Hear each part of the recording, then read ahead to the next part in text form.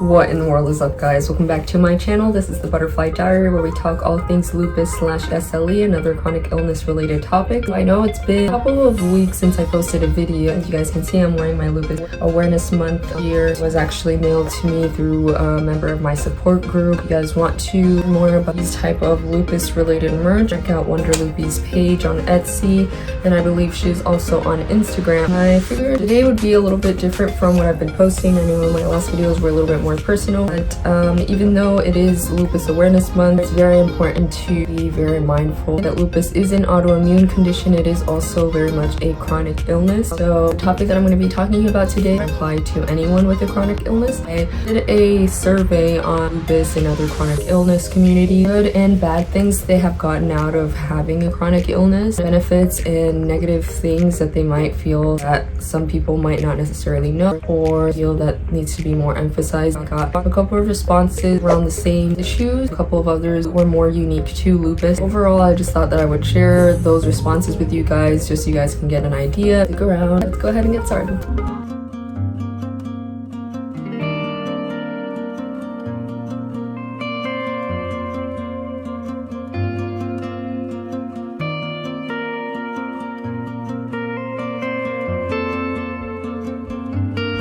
Pretty much just going to be reading directly off of the questionnaire that I did, summarizing a little bit for you guys, same time be giving you guys my input on each of these. So the first one I mentioned almost every single time, reality of loneliness when it comes to having a chronic illness. I can vouch for this and say that yes, it is very common. Negative reality that we have to deal with a lot of the time. After the day, at least we are alone, in the sense that our routine is very different from a regular abled person, in the sense that we probably won't be working the same amount of hours an abled person would. And let me just go ahead and say this as a side note, because I know that a lot of people consider lupus to be a disability, others don't consider it a disability. I think it's just on a case-by-case basis. Just because for you it might not be a disability doesn't mean that necessarily for another person it might not be a disability. In that sense, often affects the routine that we have and the way that we interact in the world. Usually if you're going through a flare-up, it's required you to stay home a lot or in a hospital or whatever the case may be, but you're not really going out socializing as you would if you were completely healthy. And so that a lot of the times can lead to loneliness, can lead to depression. Obviously you're made to be in human interactions and things like that, especially if you have to be constantly depending on other people to get you out to and from places, and something that we just have to kind of learn to cope with. And oftentimes, more than not, it will be a difficult thing to deal with. It also involves pains and aches and all different types of symptoms that make loneliness experience even worse. But with that being said, I do think that there are ways that we can at least try to combat that loneliness. I was able to find through those times that I was alone. Obviously I had to take time off of work. You know that a lot of people who are constantly busy from doing a 9 to 5 or whatever it is that they might be doing throughout the day, they do complain sometimes that they might not necessarily have all the time of day to be able to do certain things they wish that they could do, explore certain activities, experiences, or talents they might feel that they could discover if they didn't have all this work or all these tasks on their hands. I was able to kind of take advantage of the free time that I had, turn that into something more creative, something more innovative, find different ways that I could entertain myself and things like that. It's one of the positives that came out of all of that alone time. Okay, so number 2, I did notice that a lot of people have mentioned this. I haven't personally experienced it, but a lot of people do and have. That is in regards to an exaggerated limitation of like abilities or your disabilities to be able to contribute to anything from a job, a corporation, volunteering, or even from a medical standpoint. I will say that a lot of doctors doubt certain things that they can do or certain things that they contribute to because of their abilities or their disabilities. I do see how this can be a very difficult reality for a lot of people. You have to kind of defend yourself. You're willing to make the effort to contribute to a sort of organization or something like that. Of course, it will be limited to some extent, but from a personal standpoint, you wouldn't want that to be a limitation. Being able to at least experience that in whatever capacity that you feel that you can. And that all goes back to discriminating people based off of disabilities or their abilities to do certain things. It is something that I think about a lot, having to eventually go back to work or go back to school, having to explain or defend myself why I should or or could contribute to an organization, even though I do have certain issues, you know, with mobility at times, getting tired more regularly than a normal person would. But I don't think that that should necessarily automatically discount anyone from getting the same opportunity as someone who doesn't have that same issue with their health. In a sense, that also does give us an advantage, because instead of having a million opportunities, you know, I feel like sometimes if you have a million opportunities, it can be very difficult for you to narrow down and to stick to one plan. It is easier to take them for granted and things like that, whereas if you have limited opportunities, you try to take advantage of them as much as possible, if that makes sense. One that a lot of people mention, I'm not necessarily sure that this is a negative reality. They did mention having to go to all these different appointments and having that kind of be an advantage in being able to help others who might have certain questions. If someone is just getting started in their lupus journey or another chronic illness journey, and you have been going through the motions for 7, 10, 20 years now, you're able to better advise those who are just getting started on them. You're able to teach them or even just share your experience with them, and in that way inspire them, encourage them, just have them be more aware of certain challenges that they might have to face. It helps you to connect with a different group of people that you otherwise might not have met. Overall, for me, I think that's just a plus. Next one, limited movement and mental or emotional or physical exhaustion. So it's pretty much inevitable, you know, that's just a part of the chronic illness itself, breaking down of tissue, side effects for medication, just something that we just have to try to deal with, but manageable. With that being said, we can get a lesson out of it, we can learn something new from it, then by all means I consider that a benefit or a positive thing. Because of this, they're able to appreciate time and manage their time and just life in general more intentionally. If you have limited capacity to move, for example, I was at the beginning of my lupus journey, couldn't do as much as move my neck. It was just so much inflammation in my neck, so much pain. For me now, it's more like some days I'm able to do laundry, some days I'm able to cook, some days I'm able to give my dogs a bath and things like that. It's not to say that because one day I can do it, that means that every single day is going to be the same. One day you might be able to do more than the other day. Shout out to Amber if you're watching this video.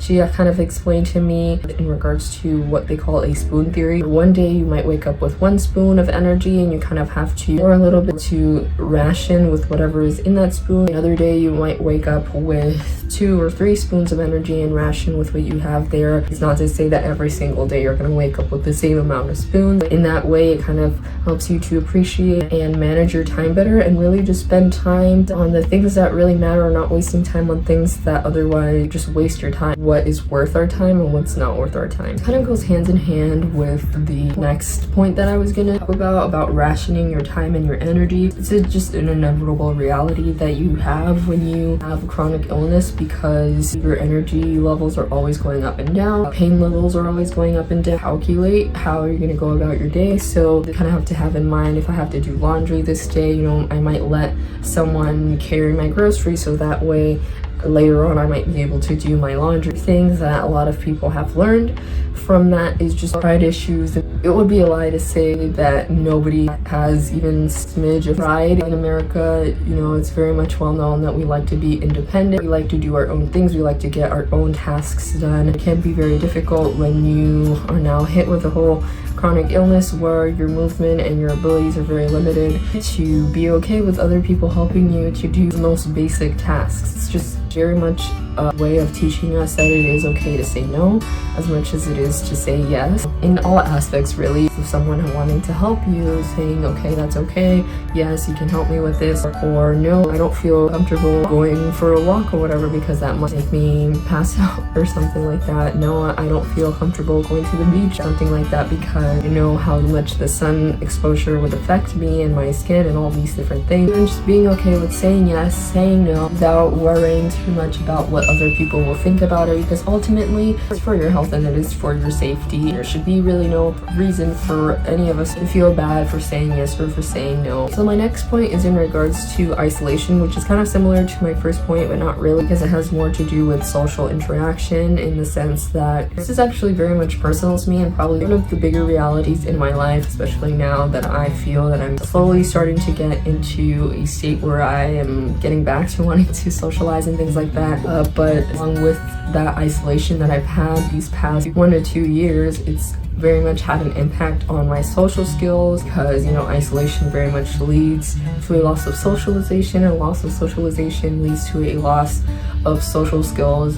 And I have never been the most outgoing social person to begin with, so put even more of a damper on my social skills now that I am better. I just feel myself cringe every single time that I do have a social experience, because it's like, and it's like a dog who hasn't had a treat for the longest time or something, and then you just basically wave it in their face. Like, they are not going to have the patience to just sit still. They're going to go right after it. Other times it's even more cringy, because then the dog gets so excited that he completely misses the treat. That is just like the worst example. I'm pretty much the dog.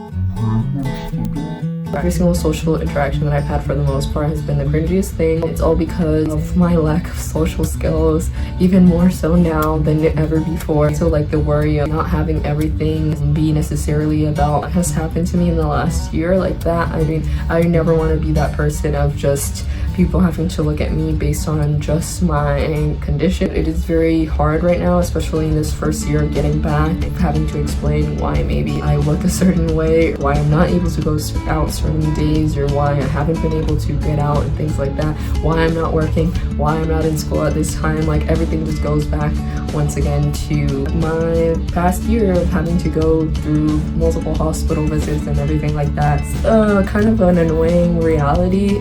In the same time, it does also help you to realize and to really take advantage of solid, true friendships. Just help you to recognize those, because at the end of the day, unsolid and true friendships are just a waste of time anyways in our community. Wasting time is never a good thing, especially with lupus. Unhealthy relationships, unhealthy friendships can all backfire, affecting our health in a negative way. It just helps us to focus more on solid, true relationships or friendships, and not wasting time on these other ones.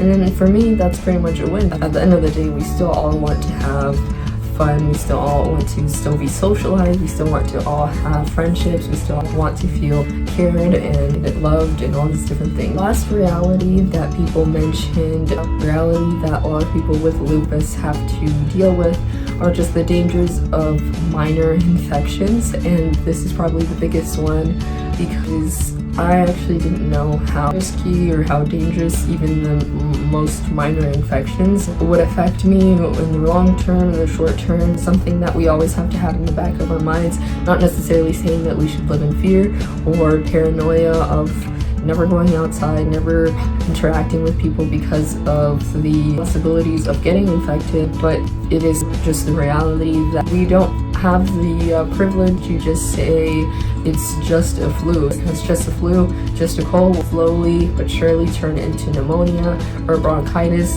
and from there, months to weeks of recovery. It's just something that we all have to deal with. It's just a matter of being aware of the dangers of having to be more cautious, being more prepared for certain things like that, which I also forgot to mention. When you have some sort of chronic illness where you can very much be affected in a negative way through minor infections, in that sense, you always have to be prepared. And to me, that's not so much a negative reality, even though it is a reality. It's just something that it is what it is. You always have to be prepared in the sense of bringing certain medications, bringing protection from the sun, or wearing long sleeves when you go out, or whatever the case may be. It might seem annoying to some people, to have to do that all the time, but for me, it's not necessarily something that bothers me. It's just something that I have to be aware of as someone who has lupus. It's just, it is what it is. In that sense, I guess some people could say that that's a negative reality, but to me, that's just being prepared in general. Even if I didn't have lupus, I think that it's still a good idea to just be cautious and to take precautions to avoid getting certain infections and things like that. It's just that now it's on a whole different level. I know that sounds kind of wrong. I mean, reality is that a lot of these minor infections lead us once again to the hospital, and that's never fun, that's never a good thing. But in that same sense, I think that all of our struggles eventually lead to lessons, and I know that a lot of people have seen a lot of their medical experiences as a way for them to be able to help others who are going through a similar situation. One girl said that she has been in the hospital in her 20s, 30s, 40s, more than any of her friends, I mean now in their 60s, who are now just starting to get their symptoms and certain pains and things like that she's been experiencing for almost all of her life. And now she's able to input, able to advise them. So that is the end of the video. I hope that you guys enjoyed it. These were just some of the few realities, negative, positive, benefits, not benefits of having a chronic illness such as lupus. Let me know if you guys have any further input, if you guys want to share some of your experience, some of the benefits, some of the negative experiences or realities that you face that you feel like certain people might not consider. Go ahead, like, comment, subscribe, and we'll see you in the next video. And yeah, bye.